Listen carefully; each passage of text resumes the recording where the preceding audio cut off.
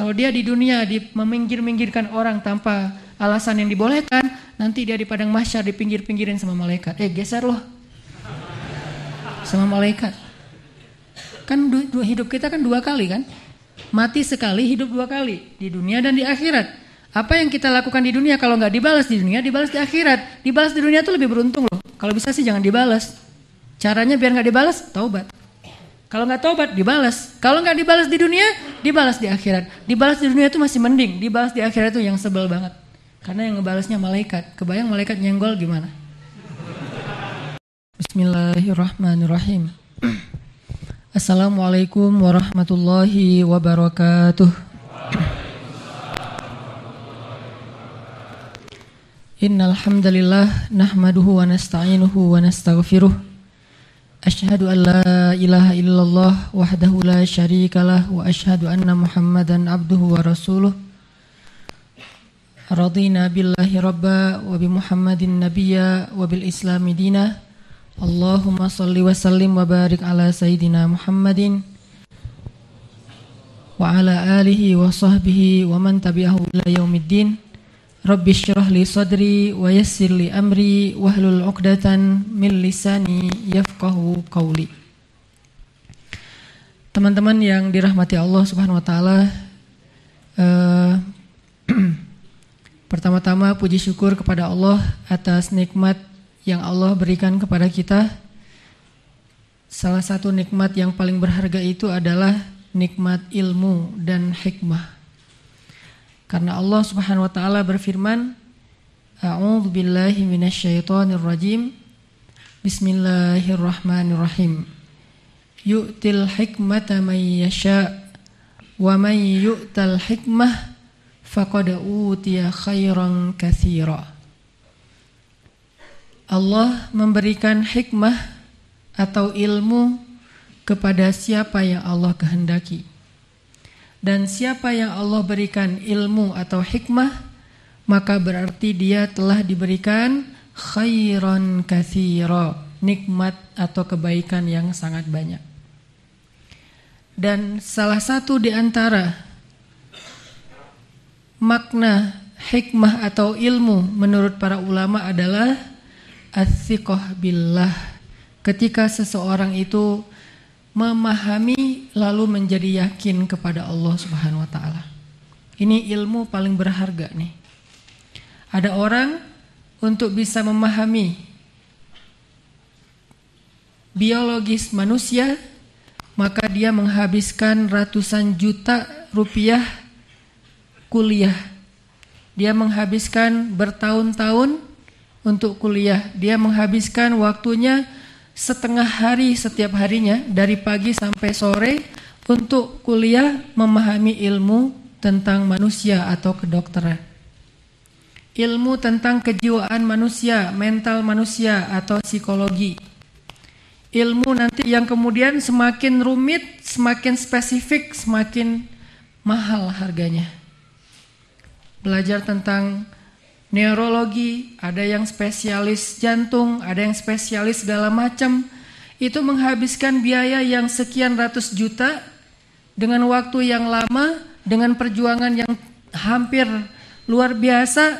Bahkan banyak yang kita lihat teman-teman kita yang kuliah di kedokteran, kadang-kadang mereka menghabiskan setengah usianya di kampus. Demi apa? Mendapatkan ilmu tentang manusia. Sebegitu berharganya ilmu tentang manusia. Sehingga ketika dia mengerti ilmu tentang manusia, Allah jadikan pada dirinya itu 2 kebaikan. 1 kebaikan untuk orang lain dan 1 lagi kebaikan untuk dirinya sendiri. Kebaikan untuk orang lain, dia bisa mendiagnosa penyakit walaupun tidak bisa menyembuhkan, karena Allah lah yang menyembuhkan. Dia bisa mendiagnosa penyakit, dia bisa mengobati walaupun Allah lah yang menentukan kesembuhan. Ini manfaat dia untuk orang lain. Lalu manfaat yang dia dapatkan, kebaikan untuk dirinya sendiri dengan profesinya sebagai dokter, dengan profesinya sebagai seorang ahli, maka Allah Subhanahu wa taala memberikan kepada dia kelapangan rezeki yang halal. Ini baru mengerti ilmu tentang manusia. Lalu bagaimana kalau kita mengerti ilmu tentang kebesaran Allah? Mengerti ilmu tentang manusia aja, kita bisa dapat banyak kebaikan untuk diri kita dan orang lain. Lalu bagaimana dengan mengerti ilmu tentang pencipta manusia? Kemudian ada orang yang belajar tentang sains, belajar tentang bumi, belajar tentang astronomi, tentang semesta, belajar tentang laut, belajar tentang gunung, belajar tentang pohon, belajar tentang hewan dan seterusnya. Mereka belajar sains dari yang paling mikro sampai kepada yang paling makro.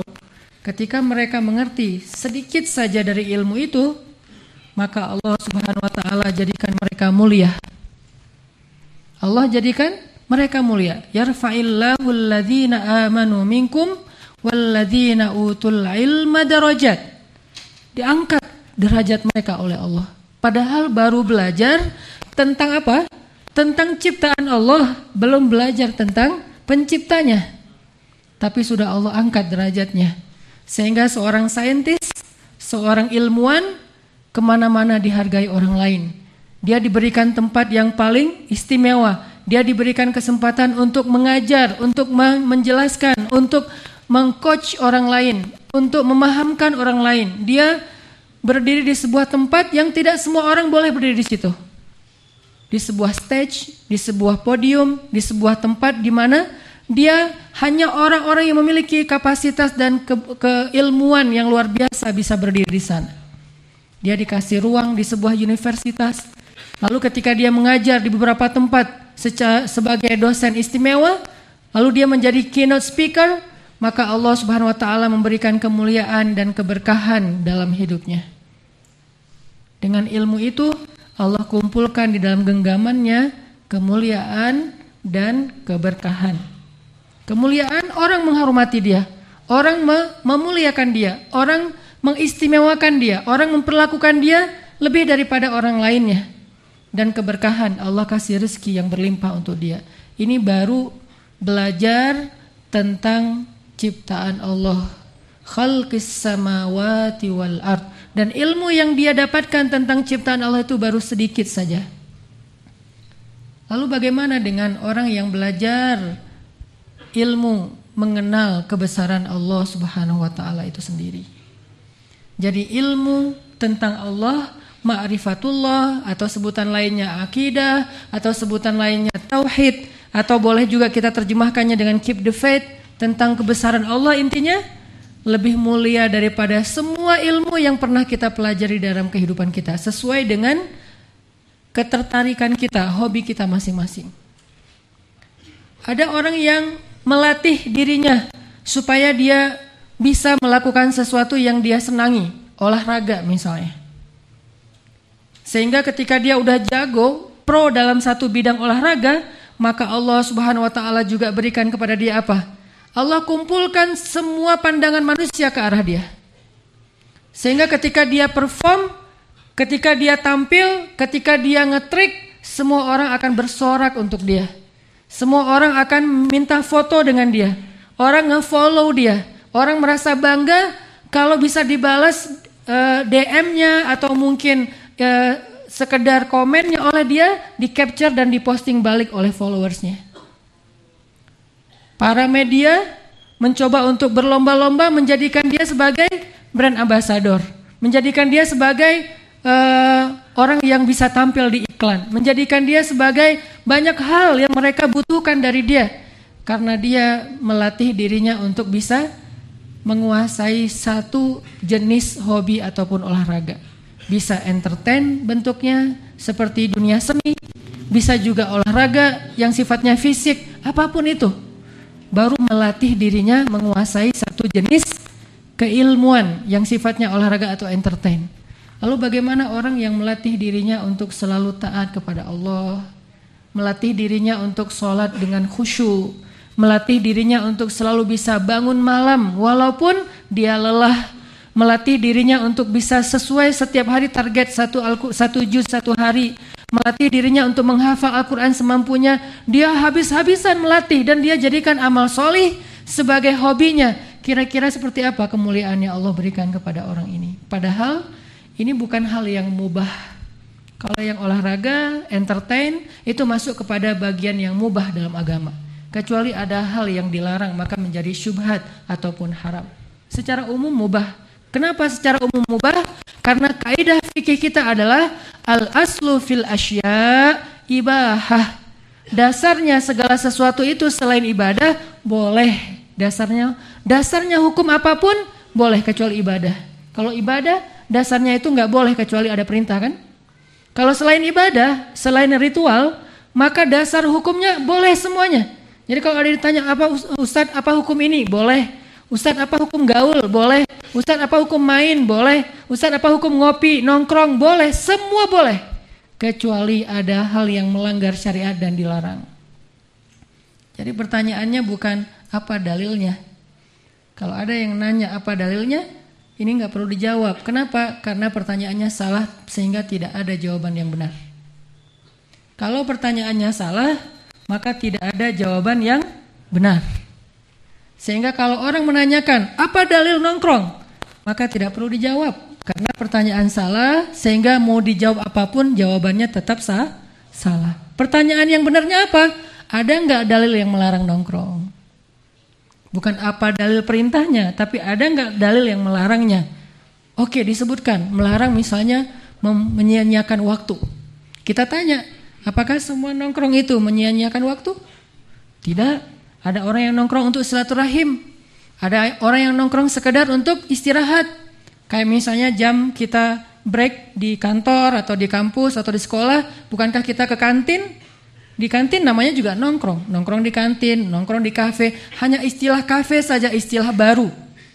Tapi kita tidak boleh terjebak kepada istilah. Kita harus melihat kontennya dan konteksnya. Konteksnya zaman sekarang istilahnya memang kafe. Kontennya apa? Mungkin dia duduk di situ sekedar ngopi. Apa bedanya ngopi di kafe dengan ngopi di rumah? Sama-sama ngopi. Cuman mungkin di kafe ada pengkondisian. Kondisiannya apa? Dia bisa ketemu sama teman. Dia bisa mesen kopi yang mungkin dia nggak bisa ngeracik sendiri. Kalau dia bikin sendiri nggak pernah benar. Kalau nggak kebanyakan air, kebanyakan kopi gitu kan ya. Udah diulik, nggak enak. Kalau di kafe ada baristanya, sehingga kopinya lebih enak. Tidak bisa kita langsung menyimpulkan bahwa duduk di kafe itu batil. Bagaimana kita menyebutkan kafe itu batil? Salah satu misi dakwah saya di Pemuda Hijrah dengan youth movement saya adalah saya pengen menghilangkan gap antara youth dengan masjid. Caranya bukan mencampurkan antara hak dan batil, tapi saya ingin membawa sesuatu yang mubah, sesuatu yang masih dibolehkan dalam agama selama itu tidak melanggar syariat, tidak jauh dari masjid, sehingga yang senang dengan hal area yang mubah dia didekatkan kepada yang sunnah, yang sunnah didekatkan kepada yang wajib, sehingga melakukan yang wajib dan sunnah ini mudah bagi orang-orang yang senang dengan yang mubah. Kalau kita tanya hidup kita sebetulnya 24 jam itu lebih banyak porsi mubah, sunnah apa wajib? Lebih banyak porsi mubah kalau mau jujur. Jadi kalau orang mengatakan bahwa udah nggak usah mubah, wajib aja, berarti dia harus sholat 24 jam. Padahal tidur itu mubah, kerja itu mubah. Kapan kerja menjadi sunnah dan wajib? Ada yang namanya illah kalau dalam fikih. Maaf ya malam ini agak-agak berat, nggak jelas gitu ya. Ada yang namanya illah. Al-hukmu yaduru ma'al illati wujudan wa adaman. Itu kaidah dasar fikihnya. Makanya belajar fikih itu sebetulnya, kalau saya dulu sebelum ada Pemuda Hijrah kan suka ngajar kayak tarbiyah gitu kan. Sebetulnya fikih itu ada dua. Ada produk fikih namanya hukum, syariat, halal haram itu produk fikih. Ada namanya persepsi fikih. Persepsi fikih inilah yang jarang dipelajari di Indonesia. Sehingga orang yang nggak punya persepsi fikih, hanya tahu hukum fikih, dia nggak siap dengan dinamika fikih. Apa dinamika fikih? Dulu haram, sekarang jadi halal. Atau sebaliknya, dulu halal, sekarang jadi haram. Itu dinamika fikih. Ada emang hukum yang berubah kayak gitu? Ada. Kenapa? Karena ilahnya berubah. Karena alasannya, karena kondisinya, karena kasusnya berubah. Sehingga hukumnya berubah. Dulu di zaman Nabi, banyak hal yang pernah halal kemudian diharamkan. Namanya kalau dalam kaidah tafsir Al-Quran itu nasikh mansukh. Ayat yang menghapus dan ayat yang dihapus. Contoh, salah satu di antara yang dulunya boleh kemudian nggak boleh di zaman kita sekarang, maaf, nikah mut'ah. Itu pernah boleh, lalu diharamkan selama-lamanya sampai hari kiamat. Dan itulah yang membedakan kita dengan orang Syiah. Orang Syiah menganggapnya masih boleh sampai sekarang, sehingga enak gitu ya. Nggak apa-apa jadi jomblo. Kenapa? Karena nggak ada beban. Nikah udah gitu ceraikan, nikah udah gitu, dan dia kayak ada kontraknya gitu. Kalau untuk kita sebagai umat Islam, karena saya tidak menyebut Syiah sebagai umat Islam, dia beda agama, Islam, Syiah. Dan Islam nanti di dalamnya baru nanti ada mazahib, ada Salafi, ada Ikhwani, ada Tabligh, di Indonesia ada NU, ada Muhammadiyah, itu mazahib, tapi semuanya Islam insya Allah. Dan semuanya manhajnya sama. Jadi buat saya Salafi itu bukan manhaj, Salafi itu madhab. Dan kita respect dengan mazhab yang berbeda. Tapi ada mazhab lain selain mazhab Salafi. Di Indonesia ada tasawuf, tasawuf juga terbagi-bagi. Nanti ada teman-teman NU dengan ormasnya. Kemudian nanti ada secara organisasi masyarakat ada banyak nama yang lain.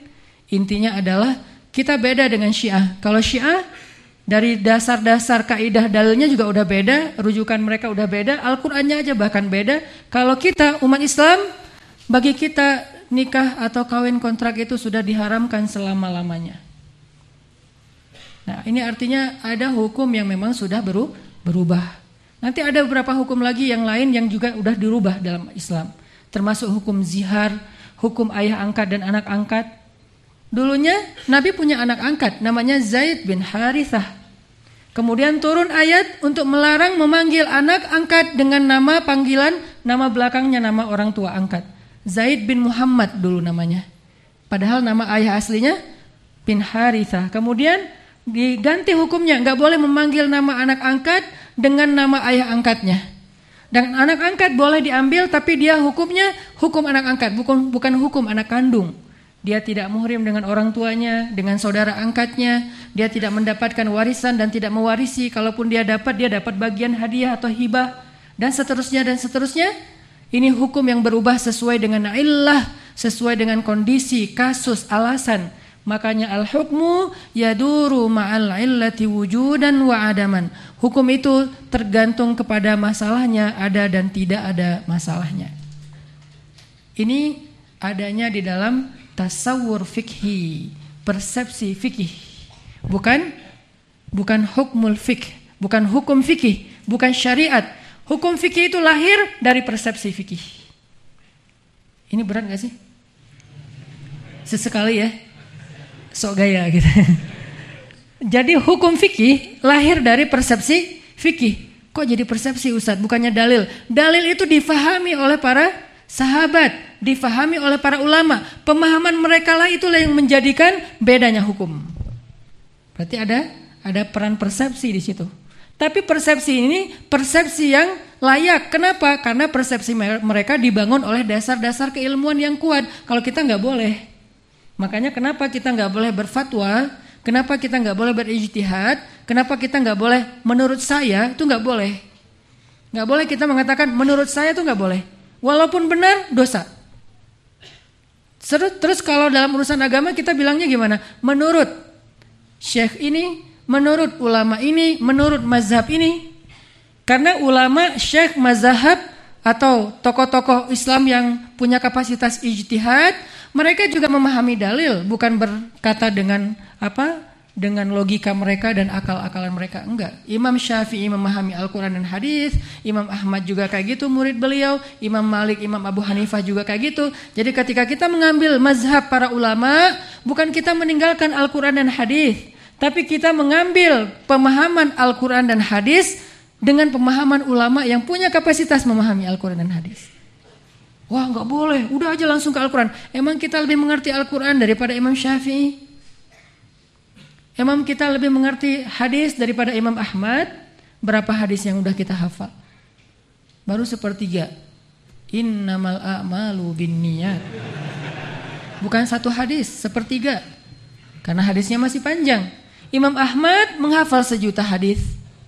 Terus kita akan mengatakan tinggalkan pendapat Imam Ahmad dan langsung kembali kepada Al-Quran dan Sunnah. Siapakah yang lebih mengerti Al-Quran dan Sunnah? Kita atau Imam Ahmad? Sehingga mazhab tetap dipakai.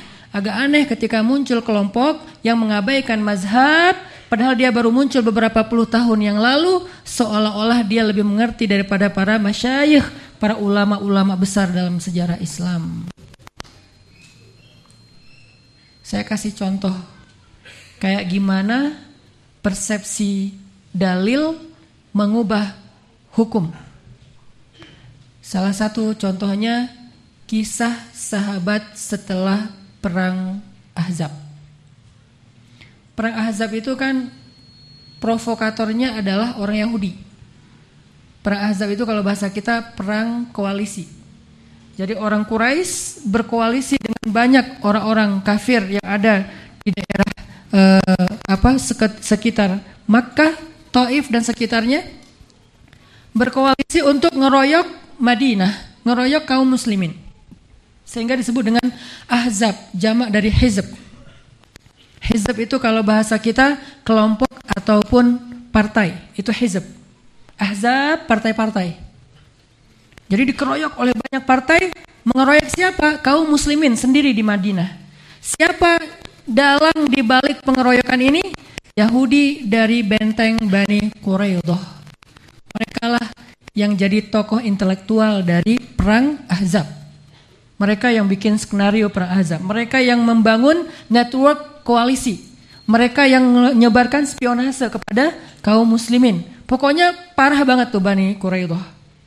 Sehingga setelah perang Ahzab kaum muslimin dimenangkan oleh Allah dengan angin yang kencang, sehingga camp tentaranya Ahzab itu diporak-porandakan oleh Allah. Akhirnya setelah kemenangan itu Nabi kemudian memerintahkan satu kelompok atau satu batalion sahabat dengan kalimat, pergilah kalian ke Bani Quraidah, janganlah kalian sholat asar kecuali di Bani Quraidah. Pergilah kalian ke Bani Quraidah, janganlah kalian sholat asar kecuali di Bani Quraidah. Jelas ya kalimat hadisnya. Lalu berangkatlah sekelompok sahabat prajurit untuk pergi dan mengepung Bani Quraidah. Di tengah jalan waktu asar masuk, bahkan hampir kelewat, udah dekat dengan waktu maghrib. Mulailah mereka kemudian diskusi dan berbeda pendapat. Yang pertama mengatakan kita akan terus jalan, kita gak akan sholat asar kecuali sampai di Bani Quraidah. Yang kedua mengatakan kalau kita paksakan meneruskan perjalanan, kita akan sampai di Bani Quraidah maghrib, lalu udah kelewat waktu asar. Kata yang pertama tidak masalah, kan teks kata Nabi juga jangan sholat asar kecuali di Bani Quraidah. Yang kedua mereka memahami teks dengan maksudnya, bukan dengan tekstualnya tapi konteksnya. Apa maksudnya? Maksud Nabi berangkatlah segera supaya kalian bisa sholat asar di Bani Quraidah. Kalau nggak keburu, ya udah asar dulu, nanti lanjutkan perjalanan. Berbeda pandangan, berbeda persepsi terhadap dalil yang sama. Cuman kerennya sahabat, mereka saling respect, no judgment. Yang sebagian lanjut, sebagian sholat asar dulu. Kenapa yang lanjut? Tekstual. Dari situ lahirlah kelompok ulama yang berpikir secara tekstual. Gimana teks? Gak usah ditafsir-tafsirkan. Dari sejak zaman sahabat. Jadi bukan baru-baru ini ada perbedaan pendapat. Sehingga kalau kita lihat perbedaan pendapat, harusnya kita melihat sebuah kekayaan intelektual Islam yang sudah lahir sejak zaman Nabi bersama para sahabat. Jadi gak usah panik dengan perbedaan pendapat. Saya gak setuju, biasa aja kali. Dan saya juga sholat dengan istri saya beda gaya. Kalau saya gayanya tahiyat terakhir diangkat sekali. Istri saya kayak dia semangat banget gitu, berkali-kali. Kalau saya kan sekali doang, asyhadu alla ilaha illallah. Istri saya tuh berkali-kali. Yang bingung anak saya.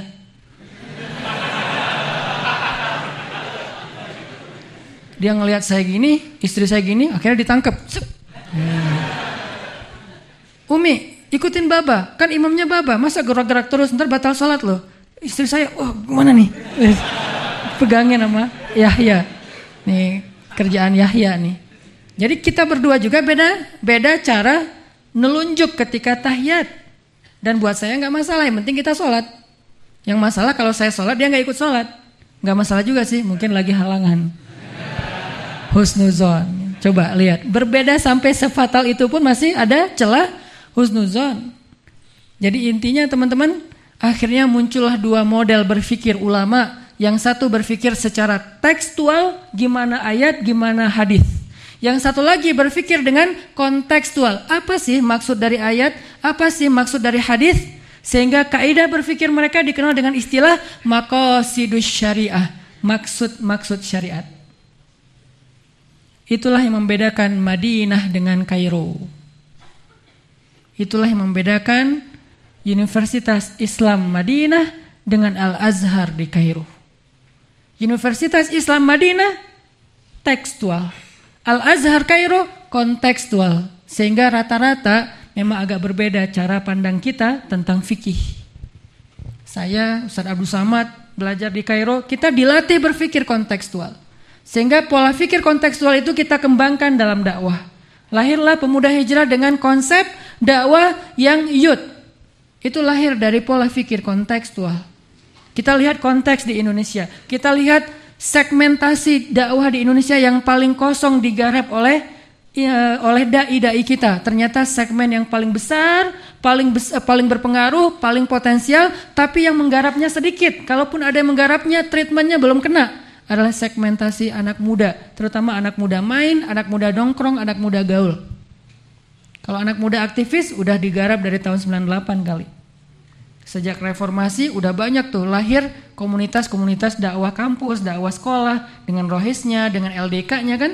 Tapi anak main, bahkan LDK dan rohis mungkin belum menjadi dominan di sekolah dan di kampus. Jumlahnya masih sedikit dibandingkan dengan komunitas lain. Maka kita mencoba untuk mengambil segmentasi anak main dan anak nongkrong. Lalu konsep berpikir kontekstual kita dijadikan sebagai cara kita berpikir untuk memprogram, mengkonsep, membuat strategi, agenda, priorisasi. Saya presentasikan semua ini di depan Ustaz Abdul Somad, di depan Ustaz Mustafa Umar, Ustaz Umar Mita, dan Ustaz-Ustaz yang lain. Semuanya ngasih label halal, halal, halal, halal. Gak ada yang bilang saya bid'ah. Alhamdulillah. Karena kalau ada yang bilang saya bid'ah di antara mereka, saya akan perbaiki. Terutama Ustaz Umar Mita. Sebagai yang paling di antara kita tuh yang paling saklek, Ustaz Umar Mita. Kalau saya, Ustaz Salim Afillah, Ustaz Lukmanul Hakim Pontianak, Ustaz Abdul Somad, kita masih ya gitulah. Kalau Ustaz Umar Mita nggak bisa, tapi sangat bijak menyikapi perbedaan di kita. Kenapa? Beliau nggak setuju, tapi kok membiarkan? Karena beliau tahu perbedaan kita itu hanyalah perbedaan dalam hal yang furu'iyah, bukan usul, sehingga boleh kita bertoleransi dalam hal itu. Kalau perbedaannya udah usul itu prinsip dalam agama. Saya yakin Ustaz Umar Mita nggak mungkin diam, pasti saya ditegur sama beliau. Kebenaran perbedaan kita hanya dalam masalah furu, cabang, bukan hal prinsip. Sehingga beliau mengatakan, ya antum punya ijtihad akhi, ikutin saja, masing-masing kita bertanggung jawab di hadapan Allah. Wah, ngeri juga nih bahasanya. Tapi kita jalan bareng, kita kayak pas di Jogja. Sebetulnya itu kan lagi ada meeting para ustadz yang nggak kita posting, yang nggak kita publish. Kenapa? Itu membahas hal yang sifatnya agenda-agenda dakwah ke depan. Saya diamanahi untuk bikin strateginya, bikin programmingnya, periodisasi sampai 6 periode, sekitar 20 atau 15 tahun ke depan. Dan mereka untuk membangun network, Ustaz Abdul Somad keliling-keliling, kita bagi tugas. Tapi yang kita publish bagian entertainnya, naik delman, saya megang papan, Ustaz Felix megang gitar, nggak bisa main juga sebetulnya. Maaf Ustaz, bocor kartunya. Jadi karena aslinya Ustaz Felix nggak pernah main gitar, jadi artinya jangan langsung kita menjudge Ustaz Felix main gitar. Enggak, itu hanya megang doang. Yang main siapa? Yang main itu cuman back sound. Jadi saya megang papan, Ustaz Mustafa Umar di dalam dengan Ustaz Umar Mita. Terus kita jalan delman malam-malam nyari nasi goreng, nyari angkringan-angkringan gitu. Itu yang kita publish sebagai syiar apa? Syiar ukhuwah.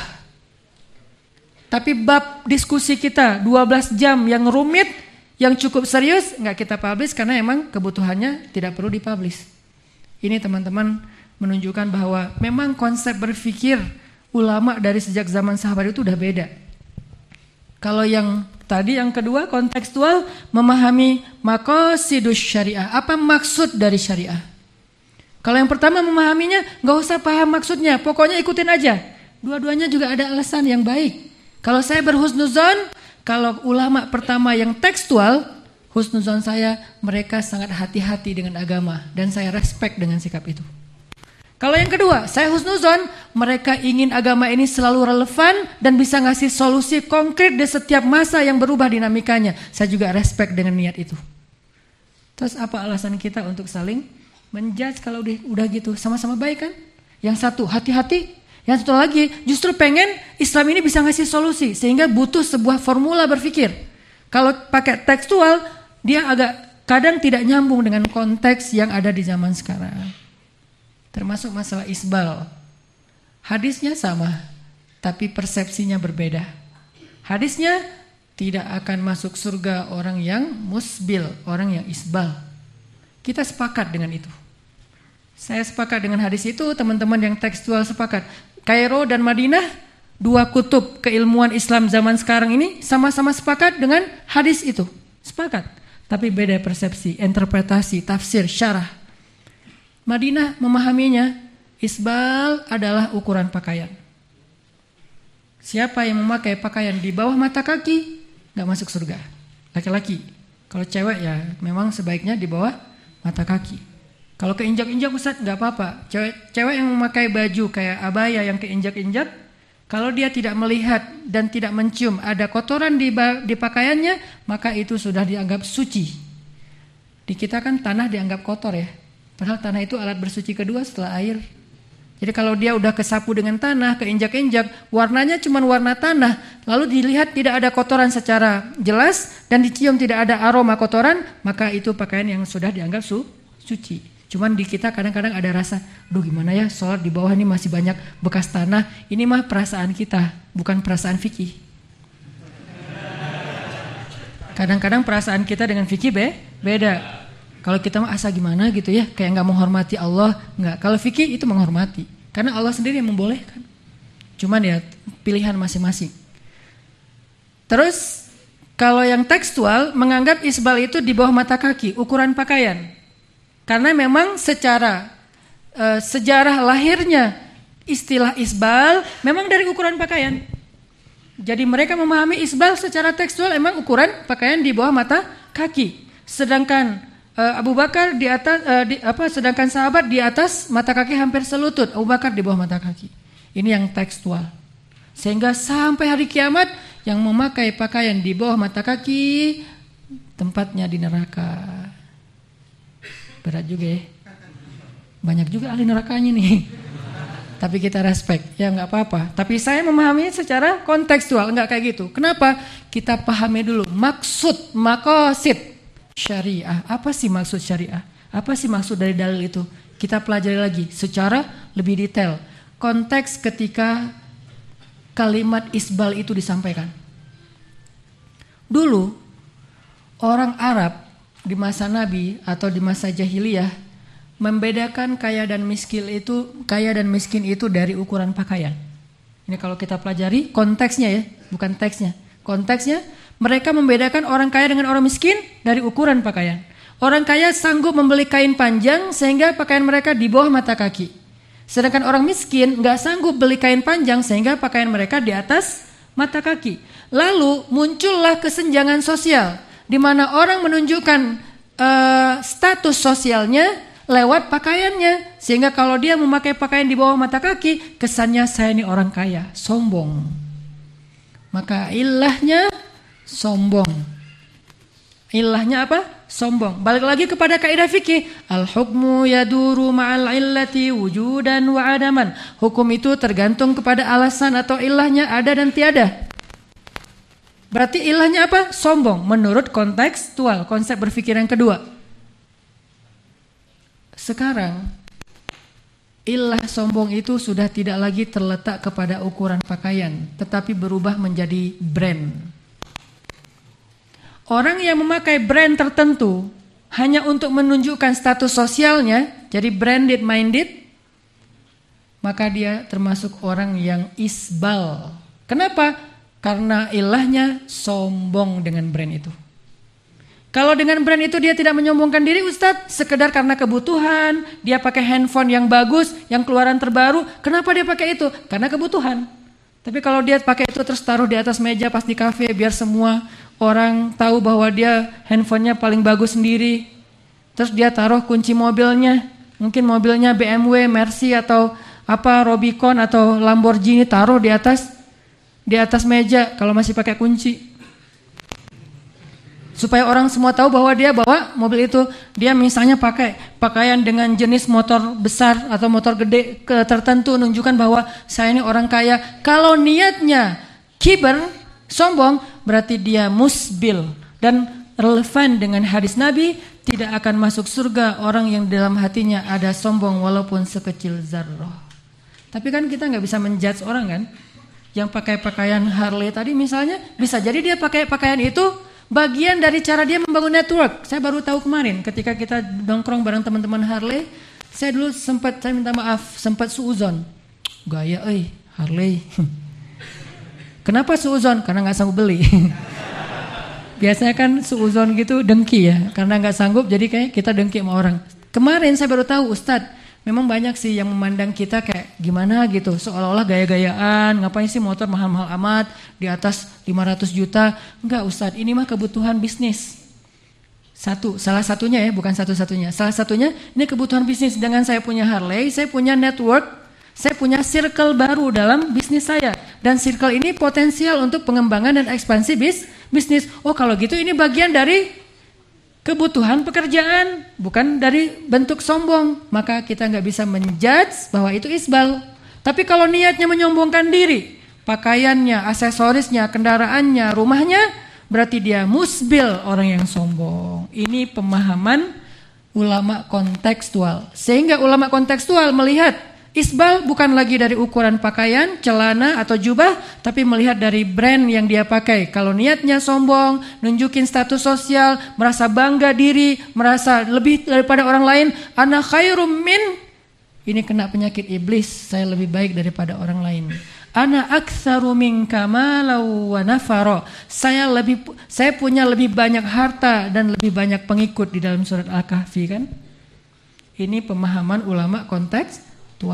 Sehingga dia berubah maksudnya, bukan maknanya sama, maksudnya sesuai dengan konteks zaman.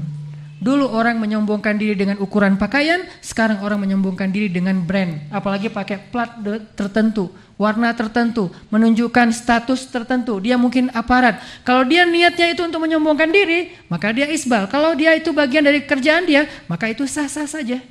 Pakai lampu tertentu di depan kendaraannya supaya di tol bisa minggir-minggirin orang. Pakai alarm tertentu supaya di tol dikira ini orang penting banget. Berarti dia sudah isbal. Kalau dia di dunia meminggir-minggirkan orang tanpa alasan yang dibolehkan, nanti dia di padang mahsyar dipinggir-pinggirin sama malaikat. Geser loh. Sama malaikat. Kan hidup kita kan 2 kali kan? Mati sekali, hidup 2 kali. Di dunia dan di akhirat. Apa yang kita lakukan di dunia kalau nggak dibalas di dunia, dibalas di akhirat. Dibalas di dunia itu lebih beruntung loh. Kalau bisa sih jangan dibalas. Caranya biar nggak dibalas, taubat. Kalau nggak taubat, dibalas. Kalau nggak dibalas di dunia, dibalas di akhirat. Dibalas di dunia itu masih mending. Dibalas di akhirat itu yang sebel banget. Karena yang ngebalasnya malaikat. Kebayang malaikat nyenggol gimana? Apaan sih? Malaikat bisa dari ujung timur ke ujung barat tuh. Terhempas. Karena malaikat. Makanya kita yang sering dipinggir-pinggirin di jalan gitu kan ya kayak ngalah. Aduh apaan, saya mah orang biasa aja. Ya saya mah apa tuh remeh-remeh gitu kan ya. Nanti di akhirat kita tuh pakai patwal. Patwalnya malaikat. Jadi orang yang lagi pada ngantri ke padang mahsyar, kita lewat. Lewat malaikat gitu kan, patwalnya minggir, belah semuanya, kita sampai ke padang mahsyar, sampai ke tempat dihisab lebih gampang. Insya Allah kalau kita sabar. Jadi intinya teman-teman, ini pola pikir yang berbeda antara ulama tekstual dengan ulama kontekstual. Dan ulama kontekstual pun nanti terbelah-belah lagi jadi beberapa mazhab karena pemahaman mereka yang berbeda. Dan seterusnya dan seterusnya. Dan ini gak akan berakhir karena emang itulah Islam. Terus kita di mana Ustadz? Sebagai jamaah, sebagai umat, sebagai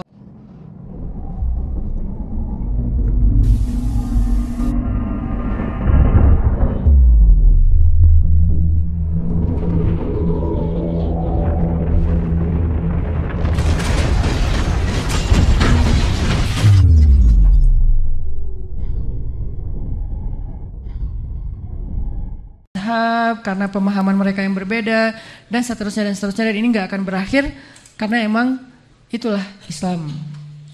Terus kita di mana Ustadz? Sebagai jamaah, sebagai umat, sebagai orang awam, milih yang mana nih? Bukan milih yang April ya, milih mazhab maksudnya. Ini jadi salah. Ini diedit, milih yang mana? Ustadz Hanan ternyata kampanye. Enggak, saya lagi ngomongin mazhab. Lagian mazhab ada 4 kan? Bukan 2 loh ya. 4. Itu yang kita kenal ya. Makanya saya selalu foto tuh Ibu-ibu jangan suzon ya. Kalau saya bilang ini berarti 4 mazhab. Ini juga berarti Robiah. Robiah itu simbol perdamaian. Yang dulu ada kejadian kudeta militer di Mesir. Guru saya meninggal dalam kudeta militer itu ditembak sama sniper. Yang ngajarin saya ilmu pergerakan, Dr. Abdurrahman Uwais. Sehingga saya mengenang beliau dengan simbol ini. Kalau ada yang menafsirkan Ustadz ini artinya mau segini ya, itu bukan tafsiran saya. Ya, Allahu a'lam. Nggak usah dipanjangkan, nanti di unfollow. Karena 60% follower saya itu cewek. Kalau di unfollow kan kerasa banget ya. Oke, balik lagi. Jadi kita gimana memilih pendapat mazhab fikih yang berbeda-beda nih gimana nih? Banyak cara. Satu yang paling penting, pelajari. Makanya al-ilmu qablal amal, belajar. Ustaz udah belajar makin bingung. Nomor 1 stepnya nih, tutorial memilih pasangan fikih. Mazhab maksudnya. Maksa banget sih Ustaz. Iya sih. Tutorial memilih mazhab fikih. 1, ini urutan ya, bukan pilihan. Bukan diacak, urutan. 1, pelajari. Gak boleh kita langsung milih tanpa mempelajarinya. Harus pelajari dulu. 2, nah kalau kita udah mempelajari masih bingung, Ustadz makin kita pelajari. Ada yang bilang gini boleh, yang bilang ini gak boleh. Terus makin bingung Ustadz, gimana? Yang kedua kata ulama, kita boleh memilih yang paling kita yakini setelah mempelajari. Bukan sebelum mempelajari.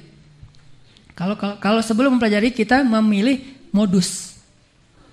Yang paling sesuai dengan hawa nafsu kita, itu bahaya. Tapi kalau setelah mempelajari, pilih yang paling kita yakini. Dengan syarat menghormati pilihan yang berbeda dengan kita. Ustadz, saya yakin semuanya. Nah, kalau yakin semuanya, bolehkah kita memilih yang paling mudah? Boleh. Ustadz, kok agama cari yang paling gampang? Cari yang paling susah, ya terserah, itu pilihan masing-masing. Mau cari yang paling susah, silakan. Tapi fatwa gak boleh memberikan yang paling susah. Kenapa? Yassir wala tu'assir. Itu adalah pesan Nabi kepada Muaz sebelum Muaz diutus menjadi da'i. Tugas da'i itu adalah memudahkan orang kepada Allah, bukan mempersulit. Belum juga masuk masjid udah suruh pulang. Kenapa? Neraka kamu. Gimana mau ke surga? Jadi mudahkan orang. Tatoan boleh ke masjid enggak? Boleh. Yang enggak boleh itu pulang dari masjid tatoan.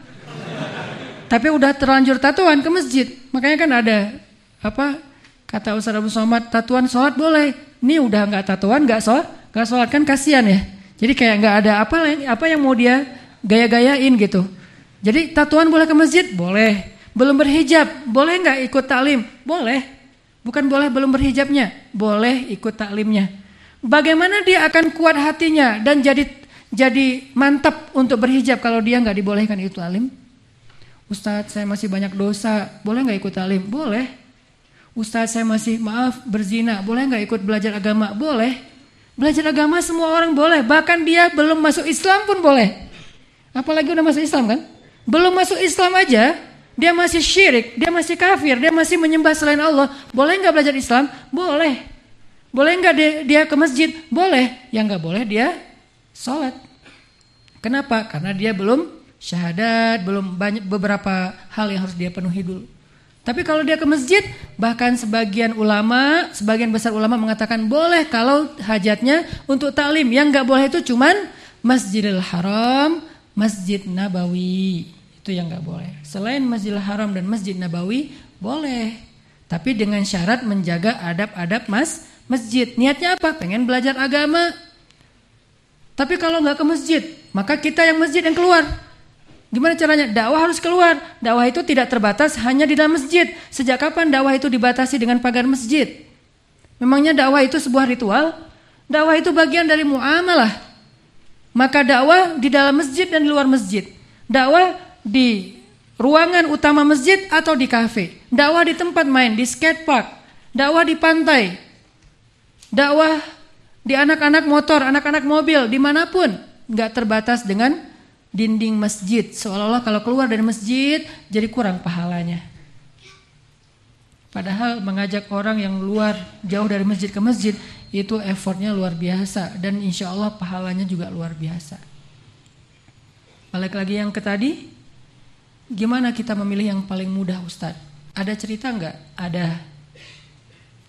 Saya jarang membahas ini dalam taklim. Kisah di zaman Abu Bakar jadi khalifah. Ada seseorang yang mentalak istrinya dengan teks kalimatnya, captionnya gini. Saya talak kamu sampai hin. Talaktuki hatta hin. Saya talak kamu. Talak di sini artinya saya tidak akan bergaul dengan kamu sampai satu hin. Hin itu istilah bahasa Arab yang menunjukkan makna durasi waktu. Namanya hin.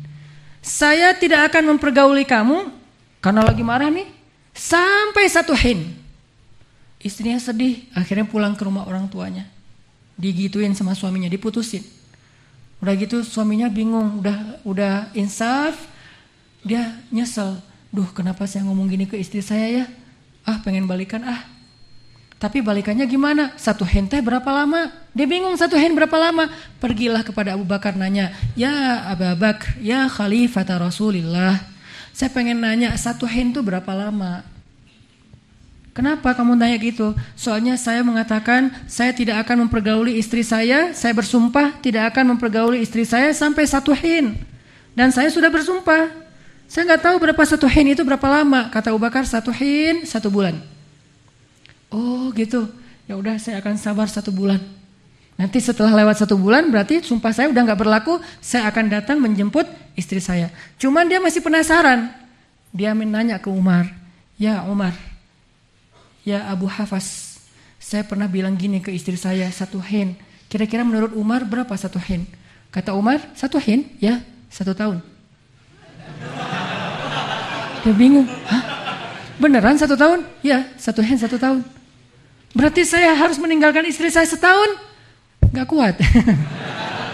Wah, kenapa beda-beda ya jawabannya Abu Bakar dan Umar? Akhirnya nanya ke Ali. Ya Abul Hasan, saya mau ngomong kayak gini ke istri saya dan udah terlanjur sumpah 1 hin. Kira-kira 1 hin itu berapa lama? Kata Ali, 1 hin ya sampai hari kiamat. 1 hin abadi sampai hari kiamat. Makin bingung, berarti saya udah gak bisa balikan dengan istri saya kalau ngikutin pendapat Ali. Bingung, pas sholat berjamaah, habis selesai sholat dia minta izin, boleh saya berdiri ngomong? Kata Abu Bakar, silakan, ada apa masalah kamu, hajat kamu apa? Kata dia, wahai kaum muslimin, saya punya masalah dengan istri saya terlanjur bersumpah untuk tidak mempergaulinya 1 hin. Lalu saya tanya kepada Abu Bakar 1 hin, Abu Bakar bilang sebulan, saya tenang. Tapi saya salah, ngapain saya tanya ke Umar? Saya katanya ke Umar 1 hin, kata Umar setahun. Saya tanya ke Ali 1 hin, katanya seumur hidup. Bagaimana nasib saya wahai kaum muslimin? Akhirnya para sahabat nanya balik kepada 3 mufti ini, 3 orang keren ini. Ya Abu Bakar, kenapa kamu bilang 1 hin 1 bulan? Abu Bakar keluarkan ayat. Allah berfirman, saya lupa kalau yang ayat ini nih. Yang intinya hin di dalam ayat itu 1 bulan. Oh benar juga ya, ada dalilnya. Umar, kenapa kamu bilang satu hin itu 1 tahun, 6 bulan minimal sampai 1 tahun? Umar mengatakan Allah juga berfirman. Ini saya ingat ayatnya. Tu'ti ukulaha kullahinin biizni rabbiha. Buah korma itu pohon kurma itu memberikan buah kepada mereka setiap hin. Hin ini antara 6 bulan sampai setahun dengan seizin Tuhannya. Berarti setahun. Benar juga ya. Ali, apa dalil kamu? Allah berfirman kepada iblis ketika Allah mengutuk iblis, kamu saya kutuk hatta hin. Diberikan kesempatan hidup sampai hin, sampai hari kiamat. Berarti hin seumur hidup. Tiga-tiganya punya dalil. Akhirnya dia balik nanya, terus saya yang gimana? Kata kaum muslimin, pilihlah yang paling ringan di antara 3 pendapat para sahabat. Dia memilih pendapat Abu Bakar As-Siddiq. Inilah Islam. Inilah Islam teman-teman. Kita tuh di Al-Azhar tuh diajarin kayak gini-gini. Konsep berpikir Islam. Bukan hanya diajarin hukum Islam. Tapi kenapa hukum itu jadi kayak gitu? Itu yang diajarkan sehingga banyak cerita-cerita di zaman sahabat yang memang unik-unik. Luar biasa. Sehingga dari situ kita jadi tahu Islam ini luar biasa. Memang benar kalau Allah mengatakan yuridullahu bikumul yusra wala yuridu bikumul usr. Allah tuh pengen memudahkan kalian. Allah tuh gak pengen menyusahkan kalian. Ayat yang lain, la yukallifullahu nafsan illa wusaha. Allah gak mau memberikan kalian beban hukum kecuali sesuai dengan batas kemampuan kalian. Kalau gak mampu, pasti ada rukhsah, keringanan. Gak mampu sholat berdiri bisa duduk, gak bisa sholat tepat waktu bisa jamak, gak bisa cukup jamak saja bisa jamak qashar, atau qashar saja tanpa dijamak, dan seterusnya dan seterusnya. Ternyata gak sholat juga bisa diqadha. Kenapa bisa diqadha? 3 alasan. Tertidur, lupa, gak tahu ilmunya. Ada yang ketiduran? Ada. Yang penting jangan istiqomah. Mengqadha sholat subuh setahun. Kenapa? Ketiduran terus Ustaz. Nah ini bukan qadha. Ini namanya lalai. Kalau qadha tertidur sesekali oke lah. Tapi kan kita gak bisa ngebohongin Allah kan. Yukhadi'una Allah walladzina amanu wa ma yakhda'una illa anfusahum wa ma yash'urun. Mereka main-main dengan Allah padahal Allah lah yang mempermainkan mereka dan mereka enggak sadar.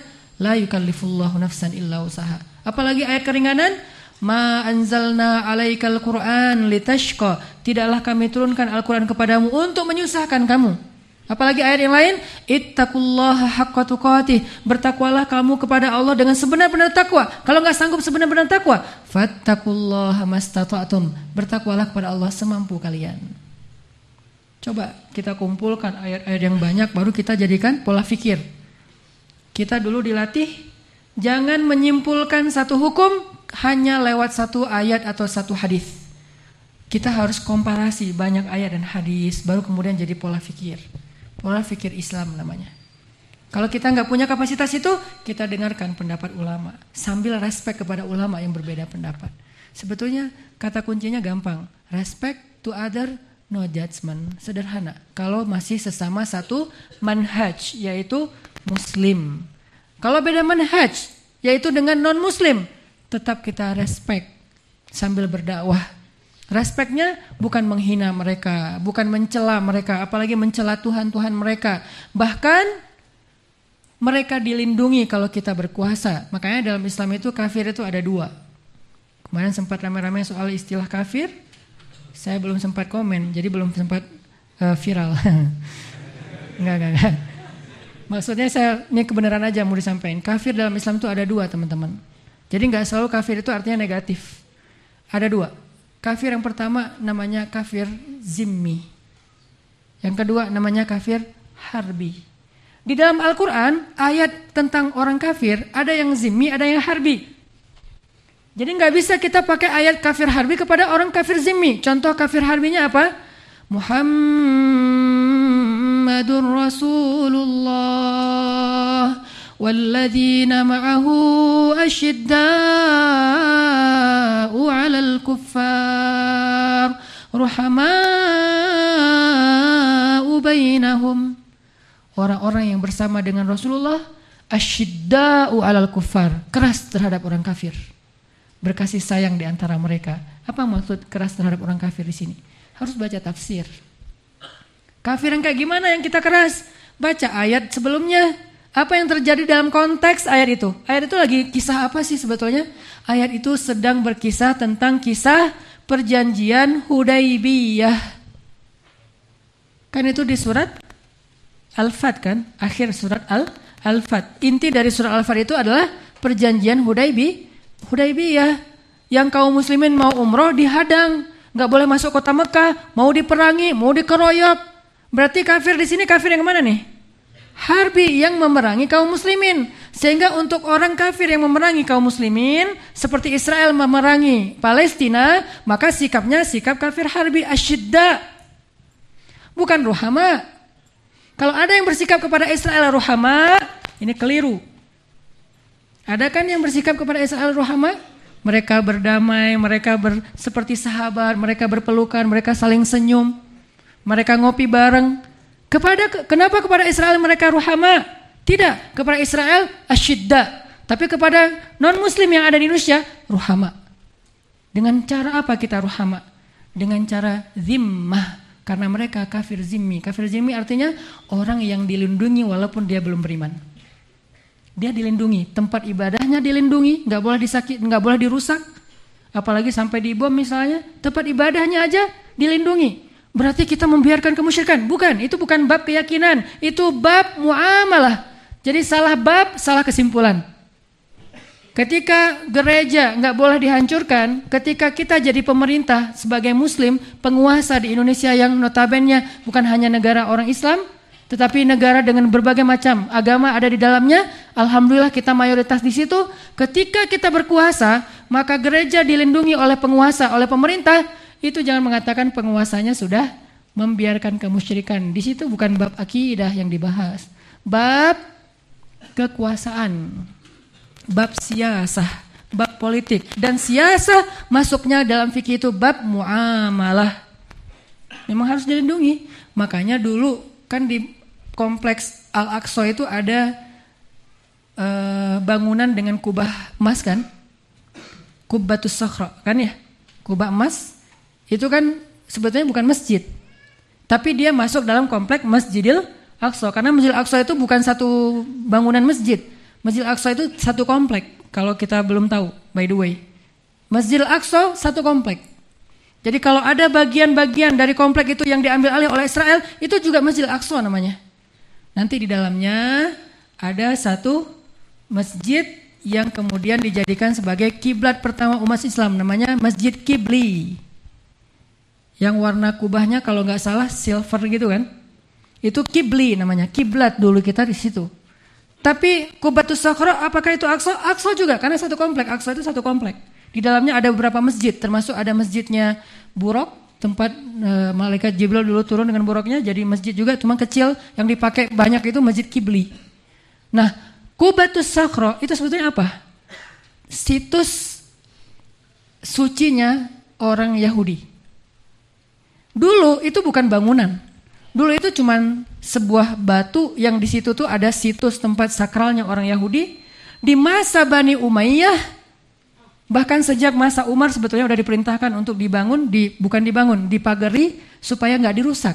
Coba lihat Umar, ketika Umar membebaskan Al-Aqsa dari pasukan salib, maka Umar datang ke sana, kemudian melakukan sholat di Masjid Qibli, kemudian mengatakan bahwa situs orang Yahudi ini kita jaga dengan apa? Dengan dikasih pagar.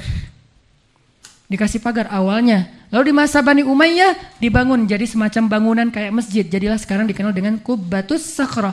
Di situ ada warisan sejarah Islam bahwa Islam itu pada dasarnya ketika berkuasa sifatnya itu melindungi.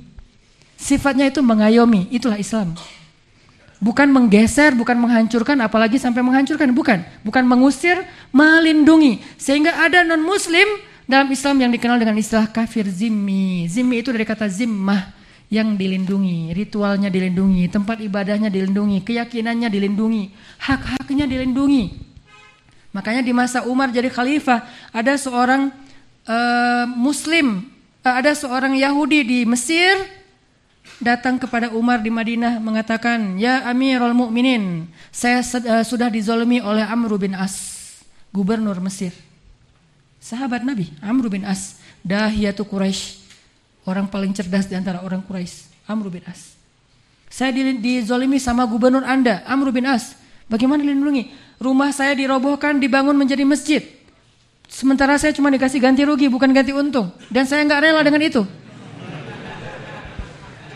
Akhirnya dia mengadu kepada Umar. Umar manggil Amr bin As. Lalu diganti untung sama Umar. Disuruh bangun lagi rumahnya. Lalu Amr bin As dimarahi di depan orang banyak, di depan termasuk Yahudi ini oleh Umar bin Khattab. Kenapa kamu melakukan sebuah kebaikan dengan cara menzalimi orang lain? Membangun masjid kebaikan, tapi menzalimi orang lain. Dan Allah gak pernah redha kebaikan itu di atas keburukan. La talbisul haqqa bil batil. Akhirnya orang Yahudi merasa simpatik dengan akhlak Islam ini. Barulah kemudian dia mengatakan, ya Amirul Mukminin, sekarang saya ridho. Saya wakafkan rumah saya, tanah saya untuk kaum muslimin. Saya kembalikan ganti ruginya, saya tidak akan ambil apa-apa. Dan saya masuk Islam. Itulah Islam. Makanya ada zimmi namanya. Kalau kepada zimmi, nanti ayatnya bukan asyidda wa'alal kufar. Bukan kuliah ayyuhal kafirun. Kuliah ayyuhal kafirun itu harbi. Orang-orang yang dulu dipimpin sama Walid al-Mughirah, kan dia datang kepada Nabi kan, asbabun nuzulnya. Walid al-Mughirah and the gangsnya. Satu grup WhatsApp mereka datang kepada Nabi. Ngapain Walid and the gangnya? Membujuk Nabi supaya mau berbagi ideologi. Nih strategi jahat mereka. Muhammad, udahlah. Ngapain sih kita ribut-ribut? Kita cari jalan tengahnya aja. Nabi diam mendengar. Jalan tengahnya gini. Sehari kita menyembah Tuhan kamu, sehari kita menyembah Tuhan kami. Fair kan? Turun ayat. Bukan Nabi yang jawab, Allah yang jawab. Kul. Maksudnya apa? Allah lagi ngasih tahu kepada Nabi cara jawabnya. Menggunakan kalimat kul. Jawab mereka wahai Muhammad. Ya ayyuhal kafirun. La a'budu ma ta'budun. Wala antum a'biduna ma a'bud. Wala ana a'bidum ma a'badtum. Wala antum a'biduna ma a'bud. Lakum dinukum waliyadin. Itu kalau dibaca dengan nada lembut sebetulnya itu diplomasi kan. Beda kalau dibaca dengan kul ya ayyuhal kafirun. Itu jadi perang. Makanya nada khotib juga mempengaruhi makna. Kan lakum dinukum waliyadin. Kalian dengan agama kalian, kami dengan agama kami. Ya gak usah dicampur-campur. Ya udah kita masing-masing dengan agama kita. Justru yang jadi masalah kenapa kalian menghalangi kami? Kan konteksnya orang kafir yang menghalangi kaum muslimin kan? Kenapa enggak orang Islam enggak menghalangi mereka loh? Bahkan Nabi tinggal di Mekah pun enggak ada satupun berhala yang dihancurkan oleh Nabi. Nabi menghancurkan berhalanya kapan? Bukan Nabi malah yang menghancurkan. Sahabat sendiri. Kapan? Pas Fathu Mekah. Ketika Nabi udah hijrah ke Madinah, nanti balik lagi, yang menghancurkan berhalanya orang yang dulunya menyembah berhala yang sama, bukan Nabi. Jadi Nabi tinggal di Mekah 13 tahun enggak menghancurkan berhala. Berarti Nabi nggak pernah mengganggu agama orang lain, tapi adu pengaruh. Ini fair. Kayak adu pengaruh, siapa yang lebih eksis, maka dia yang diikuti. Ya udah, ayo kita adu pengaruh. Caper-caperan, modus-modusan, silahkan aja. Citra-citraan, ya bebas aja. Mau pencitraan, mau apa, terserah. Yang jelas adu pengaruh nih. Nabi memberi pengaruhnya bukan dengan pencitraan, tapi dengan akhlak. Satu persatu orang masuk Islam karena tertarik dengan akhlak Islam, saling menolong, membebaskan budak, dibeli budak oleh Abu Bakar, dibebaskan. Orang kan jadi tertarik, Masya Allah orang Islam itu luar biasa. Mereka tidak mau dengan perbudakan, orang perempuan dihormati, nggak ada lagi yang membunuh bayi perempuan, kan makin tertarik nih. Ditampilkan sisi moralitas Islam yang luar biasa, itu menjadi displaynya Islam. Sehingga akhirnya orang berbondong-bondong yadkhuluna fi dinillahi afwaja. Orang kafir Quraisy enggak punya produk sekeren ini dalam moral mereka. Moral mereka apa? Riba. Moral Islam bukan riba, ta'awun, sedekah, wakaf, hadiah, kan lebih keren. Sekarang kenapa orang mengambil riba dan meninggalkan konsep Islam? Karena konsep Islam itu enggak eksis. Kenapa konsep Islam enggak eksis? Karena strateginya kurang bagus. Karena nggak ada yang memprogramming, ada konten ideal tapi tidak ada programmer. Tugas seorang dai, tugas dakwah itu memprogram Islam supaya diterapkan dalam kehidupan masyarakat. Itu tugas dai, bukan ceramah. Ceramah itu tugas seorang ulama. Makanya saya jarang ceramah. Dulu saya ceramah sering, 8 tahun ceramah di mana-mana. MT ibu-ibu saya ceramah. Sekarang saya sudah stop ceramah seminggu sekali aja. Rabu malam, kalau mau datang ayo kita bareng-bareng. Sesekali kita ganti masjid. Kenapa? Programmer. Habis waktu programmer, ketemu komunitas ini, programming. Ketemu komunitas itu, programming. Kenapa? Itu cara saya menerapkan syariat ke dalam komunitas-komunitas anak muda yang pada akhirnya nanti setelah beberapa banyak komunitas itu mulai menerapkan syariat tanpa harus menggunakan istilah penerapan syariat, maka kehidupan kita sudah islami. Itu tugas dai. Memprogramming syariat diinstal ke dalam kehidupan daily-nya masyarakat. Itu tugas dai. Makanya nggak ada waktu buat debat, nggak ada waktu buat head speech, nggak ada waktu. Kenapa? Tugas dakwah itu masih terlalu panjang dan terlalu berat. Akhirnya orang-orang kafir Quraisy nggak punya program seperti Nabi. Produk mereka produk riba dengan rentenir yang luar biasa, kejam. Makanya ada doa wa'udzubika min ghalabatid dain wa qahrir rijal. Ada kan doa itu kan? Dan aku berlindung kepadamu ya Allah dari hutang yang gak sanggup aku bayar, ghalabatid dain, hutang yang banyak banget, wa qahrir rijal, dan orang-orang yang kasar. Siapa orang yang kasar? Yang berhubungan dengan hutang? Debt collector. Itu doa anti debt collector. Jadi kalau mulai ada yang ketuk-ketuk pintu, wa'udzubika min ghalabatid dain wa qahrir rijal. Ternyata yang datang kurir, mau bawa GoFood. Jadi artinya ya Nabi juga menawarkan kalau misalnya ada yang hutang dibantu oleh Utsman. Ada yang hutang, terlilit hutang karena dia miskin, bukan karena dia emang orangnya konsumtif ya. Karena dia miskin, dibantu oleh Utsman, dibantu oleh Abdurrahman, dibantu oleh Abu Bakar, dibantu oleh Khadijah. Ini konglomeratnya sahabat. 9 elang. Jadi konglomeratnya para sahabat, Khadijah, Utsman, Abdurrahman bin Auf. Mereka bikin sistem ekonomi Islam yang sifatnya itu bukan doktrin syariah, tapi solusi konkret. Nah, kita butuh programming itu yang lebih masif. Karena dana umat itu gede banget sebetulnya. Tapi begitu Ustadz mulai agak-agak arah ke sana, Ustadz kok ngomongin duit, Ustadz kok usaha, Ustadz kok bisnis. Harusnya Ustadz itu harus jadi konglomerat. Utsman bin Affan, seorang Ustadz, ahlul Quran, hafidhun lil Quran. Utsman bin Affan. Sejak kapan Ustadz gak boleh jadi konglomerat? Kalau gak Ustadz boleh jadi konglomerat Ustadz? Boleh. Semua orang bisa jadi konglomerat dengan niat, semakin dia dikasih rezeki oleh Allah, semakin banyak orang yang dia bantu. Utsman bin Affan itu hafiz Quran loh. Dan ulama keren banget itu Utsman bin Affan. Hafalannya tuh bukan cuma hafalan di kepala. Udah sampai kepada kayak sampai jadi telepati. Maksud telepati, dia punya firasat. Bahasa Arabnya firasat, ini lagi-lagi ya. Bahasa Indonesia firasat itu dari bahasa Arab. Bahasa Arabnya farosah.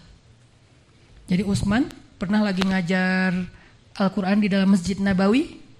Tiba-tiba datang seorang laki-laki dari luar masjid mau ikut taklimnya Utsman. Tapi gak sengaja di luar masjid dia ngelihat aurat seorang cewek yang rambutnya kelihatan karena jilbabnya kesingkap sama angin.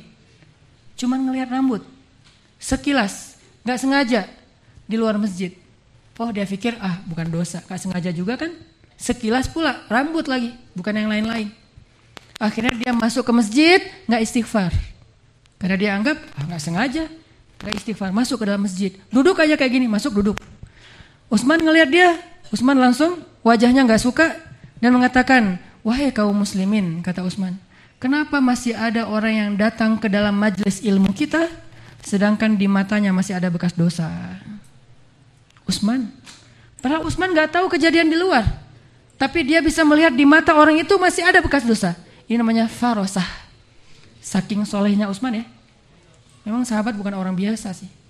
Kenapa ada yang masuk ke dalam majelis kita sedangkan di matanya masih ada bekas dosa? Orang itu berdiri, ya Amirul Mukminin, bagaimana engkau tahu peristiwa yang saya alamin di luar? Memangnya telah turun wahyu kepadamu setelah Rasulullah? Maksudnya kok masih ada wahyu setelah Rasulullah? Kan Rasulullah Nabi terakhir. Apa jawaban Utsman? Ittaqu farasatal mu'min. Hati-hatilah kalian dengan firasat orang yang beriman. Hati-hatilah kalian dengan firasat orang yang beriman. Makanya kalau ketemu orang soleh itu saya takut. Assalamualaikum Syekh. Wah banyak dosa Karena saya pernah kayak gitu dulu di Kairo, ketemu sama guru saya, orang soleh, Syekh Tariq Faris. Beliau tuh gak suka sama saya awalnya. Saya sampai curhat sama teman-teman saya yang dari Afrika, kita segeng kan, 3H itu kan, Hanan, Harun, Hasan. Dan saya merasa paling ganteng sendiri di antara mereka. Hanan dari Indonesia, Harun dari Madagaskar, Hasan dari Kongo. Saya tanya tapi mereka dua-duanya hafalannya di atas saya, Al-Qur'annya, hadisnya. Saya nanya, Harun, kenapa Syekh Tariq gak suka sama saya? Mungkin kamu banyak dosa. Oh iya ya, astagfirullah. Saya istighfar seminggu. Minggu depan ketemu lagi. Hanan, Masya Allah, dipeluk sama Syekh, ngomongnya enak. Berarti saya udah istighfar. Alhamdulillah, Allah mungkin udah mengampuni dosa saya. Jangan-jangan Syekh Tariq ini punya farosah, punya firasat tentang saya. Ini anak nih macam-macam dia nih. Mungkin dosanya ini. Makanya ngeri ya, ketemu orang soleh itu soleh di atas rata-rata. Tapi gak usah khawatir, saya gak punya firasat. Firasat saya cuma satu. Oh ini jomblo nih. Ketahuan dari kerung-kerung wajahnya yang penuh masalah ya. Wah ini firasat saya jomblo nih. Jadi teman-teman balik lagi, Nabi itu punya produk moral yang keren. Sementara orang kafir Quraisy gak punya masalah cewek, masalah perempuan. Mereka menganggap rendah perempuan. Mereka membunuh anak perempuan karena dianggap membawa sial. Islam, perempuannya justru mengatakan ibumu, ayahmu. Kan semua perempuan jadi ngefans ya. Wah keren ya Islamnya, kita dihormati banget. Apalagi nanti perempuan itu dapat warisan, laki-laki dapat warisan. Laki-laki warisannya dibagi, perempuan gak dibagi. Kalau dalam suami istri, harta suami, harta istri. Harta istri, harta istri. Seru gak ya? Buat cewek-cewek setuju kayak gitu?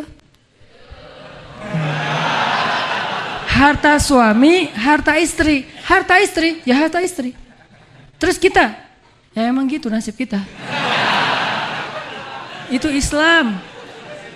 Orang Quraisy gak punya produk akhlak kayak gini. Belum lagi nanti masalah tamu, masalah tetangga, masalah yang luar biasa moral Islam. Kemana moral itu sekarang?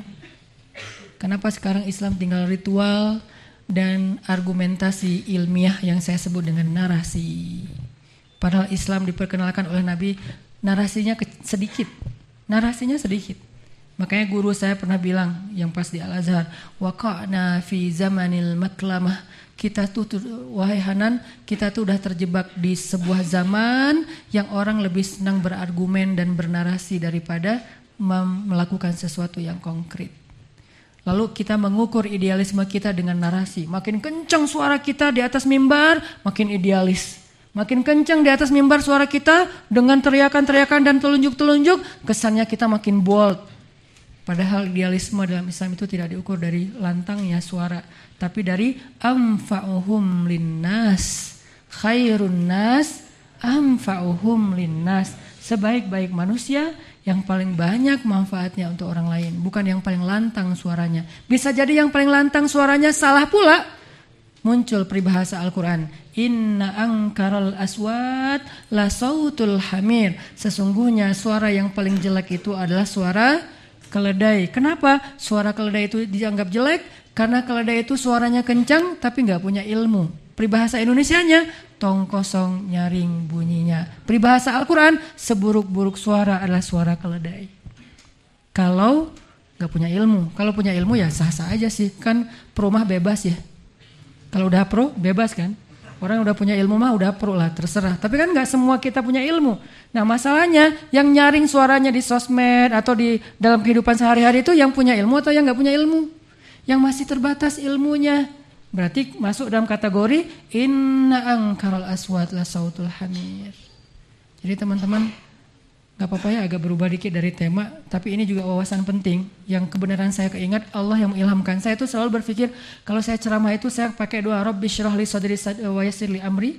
Saya minta Allah kasih ilham saya mau ngomong apa.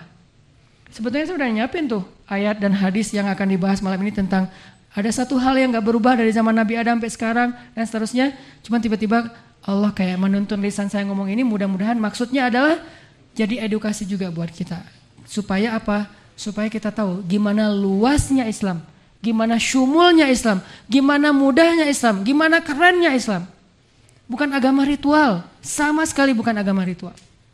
Sehingga kita gak bisa mengukur keislaman dan kesolehan seseorang hanya dari ritualnya, walaupun itu salah satu indikasi kesolehan. Salah satu indikasi kesolehan. Kita harus respect. Ada yang jidatnya hitam, respect. Masya Allah, ahli sujud.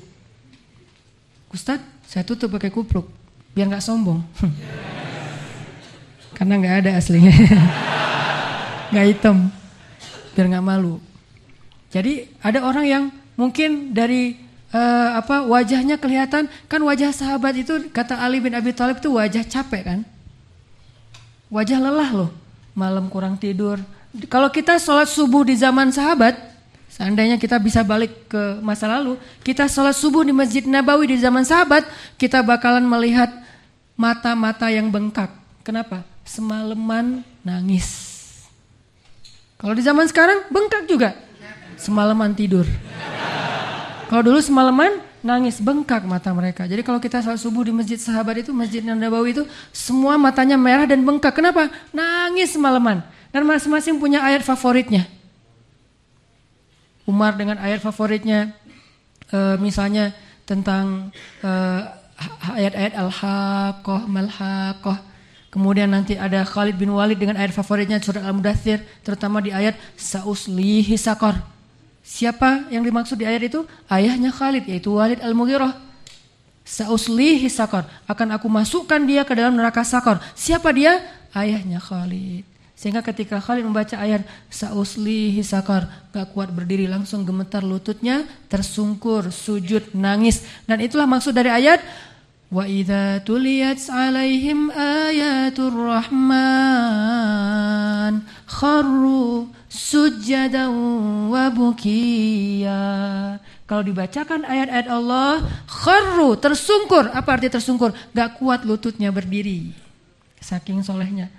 Kalau yang gak kuat berdiri itu Abdullah bin Mas'ud, kita ngerti kenapa. Abdullah bin Mas'ud kakinya kecil, sampai dijuluki oleh orang kafir Quraisy rijlun qatat.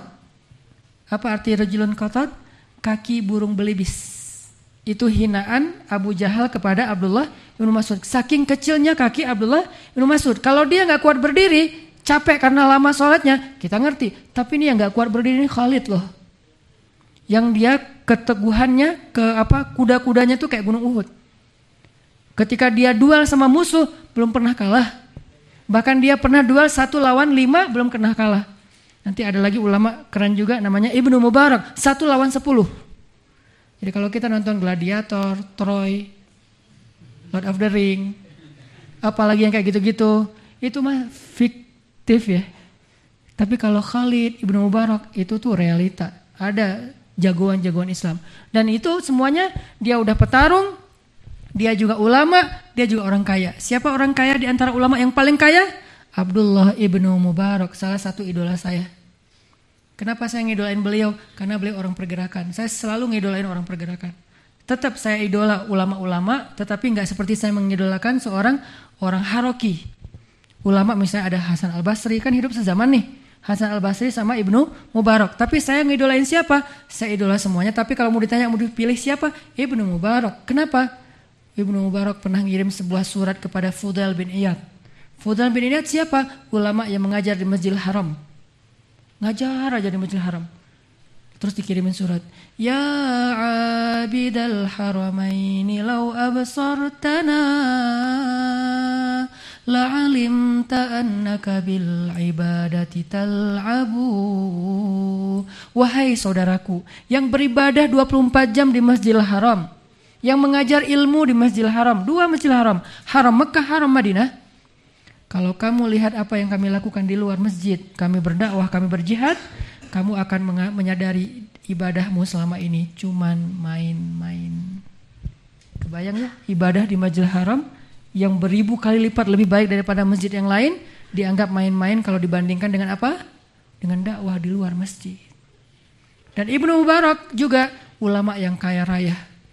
Dan hebatnya lagi, beliau itu anak budak, anak seorang budak, tapi menjadi seorang entrepreneur, menjadi seorang ulama, menjadi seorang mujahid. 3 kelebihan beliau. Beliau kaya, beliau berilmu, beliau juga seorang petarung. Kalau di dalam film fiktif, pas ada duel, orang manggil Achilles, terus dia kayak lama gak datang-datang, Sampai rajanya, Achilles mana sih? Achilles nggak datang-datang. Terus dia datang dengan gayanya gitu kan ya. Itu mah fiktif. Ibnu Mubarak kayak gitu tuh. Ketika ada pasukan Islam ditantang duel sama pasukan musuh yang badannya besar, terus nggak ada prajurit Islam yang berani maju, maka yang dipanggil adalah Abdullah. Pasti nama dia yang dipanggil. Kalau nggak ada yang berani, kalau ada yang berani, Abdullah nggak usah turun. Itu mah terlalu kayak amatiran lah. Kalau udah mulai pro nih, yang legend-legend keluar, nah panggillah Abdullah. Abdullah keluar dari belakang Abdullah. Kalau di zaman Nabi siapa yang kayak gini? Daud. Ketika Goliat keluar, nggak ada yang berani nantang Goliat. Kata Goliat, hal min mubariz. Ada yang berani duel sama saya? Sekelas Tolut aja nggak maju loh. Padahal Tolut itu kan udah paling keren ya. Namanya juga Tolut. Arti tol itu bahasa Arab. Tol jadi bahasa Inggris tol. Jadi bahasa Indonesia jalan tol. Ya, itu bahasa Arab. Tol artinya tinggi. Tol juga artinya tinggi dalam bahasa Inggris kan? Jadi jalan tol. Nggak nyambung. Tolut artinya laki-laki yang tinggi. Tolut. Ketika Goliat mengatakan hal min mubariz, Tolut aja nggak maju. Terus siapa yang maju? Seorang anak muda, ABG, usianya masih SMP, namanya David. Keren ya? Dia maju. Saya, kata David, kata Daud, kata Goliat, saya nggak biasa bunuh anak kecil, tapi saya penasaran pengen membunuh orang seperti kamu. Wah, kan mancing-mancing nih. Akhirnya Goliat ngeremehin. Daud nggak bawa pedang, nggak bawa apa-apa, cuma bawa ketapel. Ketapelnya ketapel ala anak-anak Palestina tuh, yang ngelemparnya tuh sampai bisa bikin mobil tanknya Israel tuh gentar kan, lawan istilahnya batu. Makanya ada dulu intifadah itu lahir dari perlawanan pakai batu. Itu terinspirasi dari Daud. Ternyata mati Goliat. Sejak saat itu Daud menjadi orang hebat yang kemudian menggantikan Talut jadi raja. Dan Allah kuatkan Daud dengan apa? Kami lunakkan untuk Daud itu besi. Wa alanna lahul hadid. Daud kalau bikin pedang itu nggak perlu gini-gini. Besi itu kayak kertas. Ini apa sih besi? Sini. Jadi bikin, kalau kita tuh pakai sendok garpu gitu-gitu. Lo lihat nih, ini bengkok nggak sih? Bengkok nggak sih? Kan doktrin banget ya, sugesti. Oh iya bengkok, gitu gaya-gayaan kan? Anak-anak kecil kan ya. Daud kayak gitu nggak perlu gini-gini, langsung bengkok sendiri. Dipegang Daud bengkok. Kenapa? Bukan dengan kekuatan, dengan zikir. Zikirnya Daud bikin bengkok besi. Kenapa besi bisa bengkok? Karena besi itu pada dasarnya tunduk kepada Allah Subhanahu wa taala. Kalau besi aja bengkok, apalagi hati cewek. Hati istrinya maksudnya. Gimana istrinya ya? Sama Nabi Daud itu pasti respect, sayang banget sama Nabi Daud. Kenapa? Jangankan hati, besi aja yang keras bisa lurus bengkok terserah Nabi Daud. Hati istrinya sayang banget istrinya sama Nabi Daud. Lahir anak lebih keren lagi. Menguasai, kalau Daud menguasai besi, kalau anaknya menguasai yang membuat besi itu menjadi lunak api, yaitu jin. Wah, pokoknya cerita-cerita kayak gini ya nggak apa-apa ya, aclok-aclokan. Yang jelas intinya mah Islam tuh keren aja. Kalau kita belajar tentang Islam tuh ya itu luar biasa loh. Dan satu lagi mungkin moral of the story-nya, Allah mengutus para nabi, diberikan bekal mereka untuk berdakwah dengan sesuai kapasitas segmentasi dakwahnya. Nabi Daud kelebihannya satu, bisa punya kekuatan fisik. Kedua, zikirnya dengan suara yang sangat indah sehingga membuat besi aja menjadi lunak dengan suara Nabi Daud. Kenapa? Pada masa itu banyak entertainer yang ngehit. Sehingga butuh seorang nabi yang entertain. Tapi entertain syariat, yaitu zikir. Makanya butuh tilawah yang bagus itu buat apa? Bukan buat gaya-gayaan. Ada orang yang kadang-kadang dengar tausiah itu mungkin kayak bosan, tapi dengar tilawah dapat di hatinya. Atau tilawah itu jadi jalan dia untuk dengar tausiah. Sehingga ketika saya ngimamin, saya berusaha untuk sebaik mungkin. Itu adalah amanah dari Allah. Allah kasih saya suara semampu saya untuk membaca Al-Quran. Dari sejak kecil saya udah ikut musabaqah. Alhamdulillah sering juara nasional, internasional. Mungkin itulah bahan saya untuk berdakwah. Saya pakai untuk membaca Al-Quran, perform yang terbaik. Dan ternyata benar, ada beberapa orang yang alhamdulillah dapat hidayahnya setelah mendengar tilawah. Nabi Daud dulu dakwahnya kayak gitu. Ketika Nabi Daud bersuara, besi menjadi lunak, angin berhenti berhembus, air berhenti mengalir, ikan berhenti berenang, daun pohon berhenti musim gugur, tidak jadi berjatuhan daun dan bunganya. Saking semuanya ikut, semesta bertasbih bersama Daud. Sehingga orang yang suaranya bagus, dalam hadis Nabi mengatakan dengan kalimat, laqad utita mizmaran min mazamiri ali Daud. Engkau telah dianugerahi seruling-seruling keluarga Daud. Ketika saya di Mesir, saya pernah ikut acara di TV. Nama acaranya Mizmar Az-Zahabi, seruling emas. Seruling emas, audisi tilawah dengan suara-suara terbaik. Dengan model macam-macam. Ada yang pakai cara Alhamdulillahi Rabbil Alamin Al-Ghamidi Ar-Rahmanir Rahim Maliki Yaumiddin. Ada yang Alhamdulillahi Rabbil Alamin Sudais. Ada Alhamdulillahi Rabbil Alamin. Siapa tuh? Muaikili. Dengan segala macam gaya. Saya dengan gaya Indonesianya. Alhamdulillah, baper. Indonesia kan paling baper gitu kan. Habis diputusin pula, Alhamdulillah masuk 10 besar di antara ratusan yang ikut audisi, orang Mesir, orang Afrika, orang macam-macam, masuk 10 besar. 10 besar digodok lagi, jadi alhamdulillah nomor 1, dikasih acara di TV 20 episode. Itu modal saya menikah.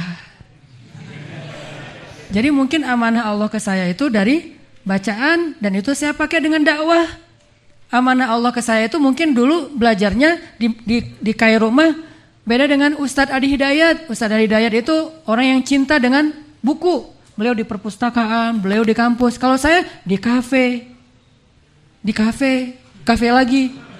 Jadi alhamdulillah belajarnya di kafe. Akhirnya terbentuk gaya stylenya emang kayak gitu. Jadi teman-teman termasuk Ustadz Amri kemarin ngelihat saya dakwahnya anak muda kayak gini, buat dia bukan sesuatu yang baru. Ustadz Anan kenapa sih kok udah berubah? Enggak, emang dia balik lagi kayak dulunya.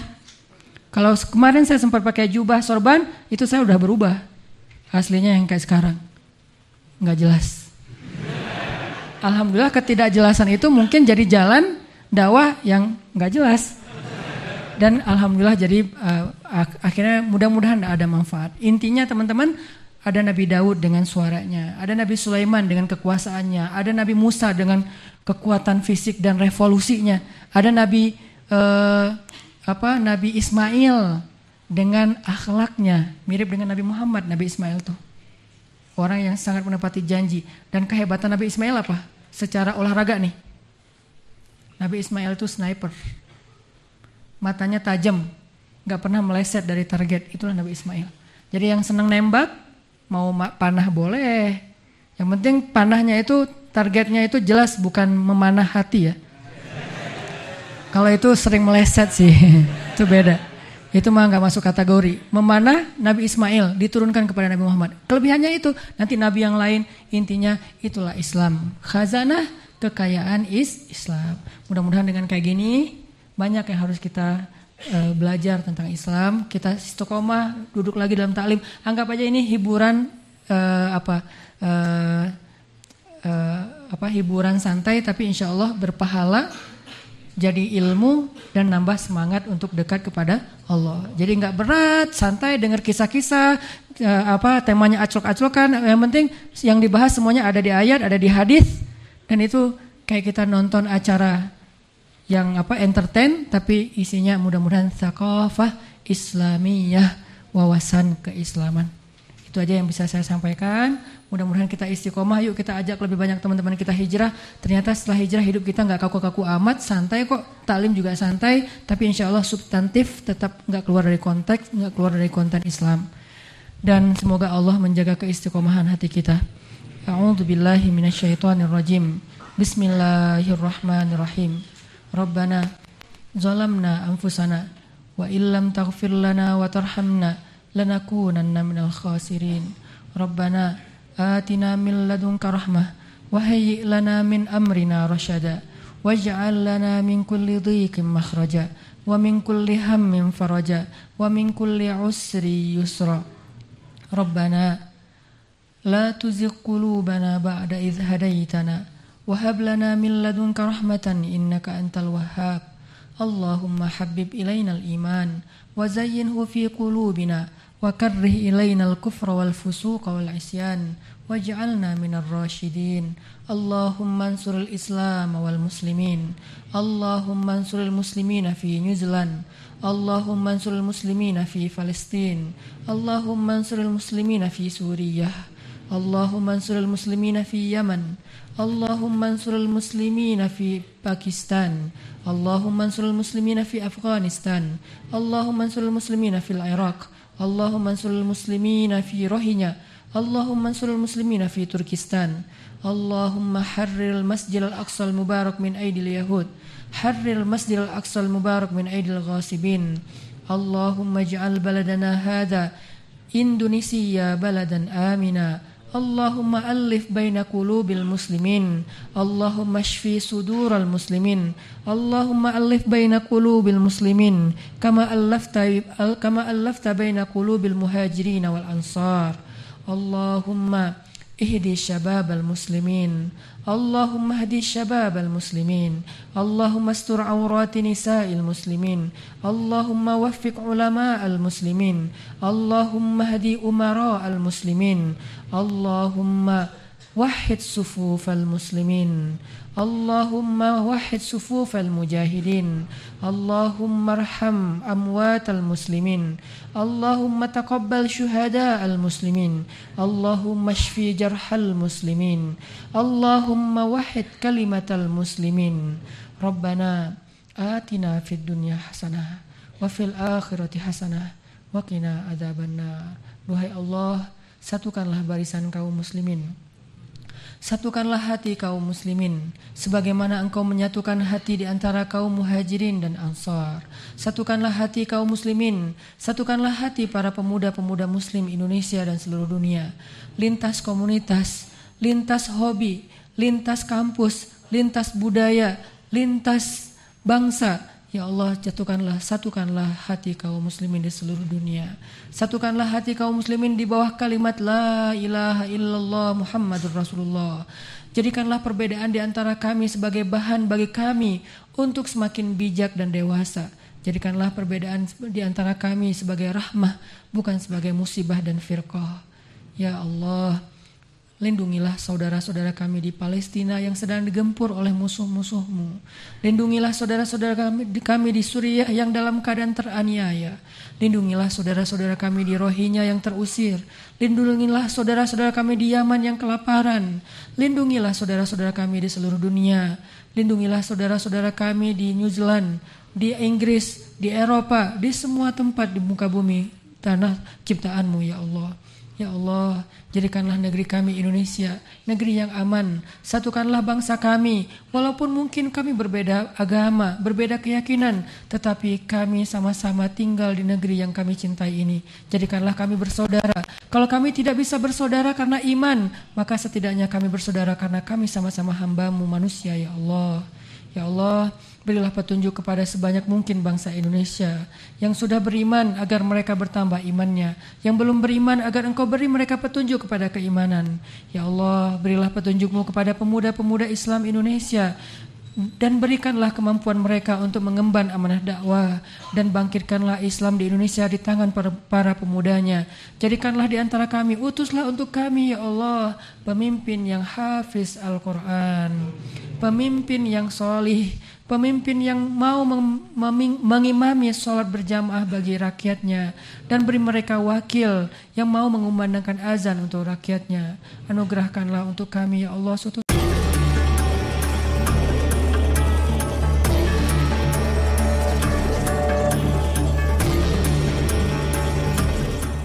Pada ceramahnya, Ustaz Hanan Attaqi memulai dengan menyampaikan bahwa hidup kita sebenarnya berlangsung dua kali. Pertama di dunia dan kedua di akhirat. Di dunia, setiap perbuatan kita akan ada balasannya. Ketika seseorang meminggirkan orang lain tanpa alasan yang dibolehkan, hal itu bisa menjadi dosa yang belum tentu dibalas langsung di dunia. Namun, jika tidak segera dituntaskan dengan pertobatan, balasan itu akan datang di akhirat. Ustaz menegaskan bahwa jika kita tidak ingin mendapat balasan buruk di akhirat, kita harus segera bertaubat sebelum terlambat. Bahkan, jika ada perbuatan buruk yang belum dibalas di dunia, balasan dari Allah akan menanti di hari kiamat. Ustaz juga menekankan pentingnya pertobatan dalam hidup kita. Jika kita menunggu balasan atas perbuatan buruk kita di dunia, itu akan jauh lebih ringan dibandingkan jika balasan itu datang di akhirat, apalagi bila yang menegur kita adalah malaikat. Bayangkan, malaikat yang tidak mengenal belas kasihan bisa saja menyenggol kita di padang mahsyar. Sebagai manusia, kita harus berusaha untuk tidak mengulang dosa dan segera memperbaiki diri dengan bertaubat, agar kita tidak harus menanggung balasan yang lebih berat di akhirat.